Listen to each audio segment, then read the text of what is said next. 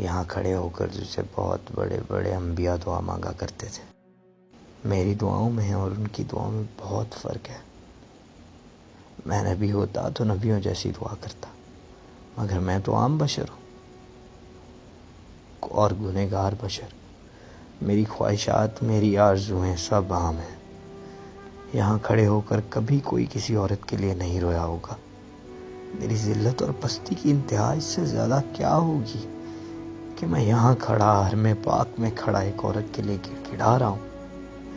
اگر مجھے نہ اپنے دل پر اختیار ہے نہ اپنے آنسوؤں پر. یہ میں نہیں تھا جس نے اس عورت کو اپنے دل میں جگہ دی، یہ تو نے کیا.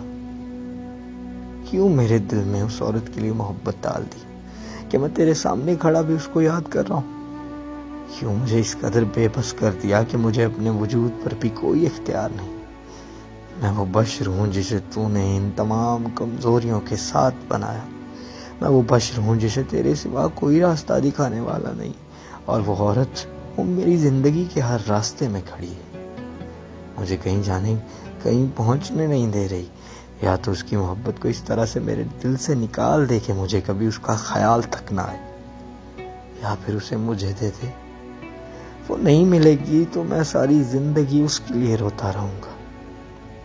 اور مل جائے گی تو تیرے علاوہ میں کسی کے لیے آنسو نہیں بہا سکوں گا. میرے آنسوؤں کو خالص کر دے، میرے آنسوؤں کو خالص ہونے دے. میں یہاں کھڑا تجھ سے پاک عورتوں میں سے ایک عورت کو مانگتا ہوں. میں امام ہاشم کو مانگتا ہوں. میں اپنی نسل کے لیے اس عورت کو مانگتا ہوں جس نے آپ کے پیغمبر صلی اللہ علیہ وآلہ وسلم کی محبت میں کسی کو شریک نہیں بنایا، جس نے ان کے لیے اپنی تمام زندگی اور زندگی کی خواہشات کو چھوڑ دیا.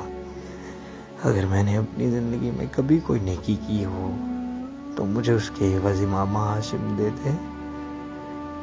تو چاہے تو یہ بھی ہو سکتا ہے نا، اب بھی ممکن ہے. مجھے اس آزمائش سے نکال دے، میری زندگی کو آسان کر دے. 8 سال سے میں جس تکلیف میں ہوں مجھے اس سے رہائی دے دے.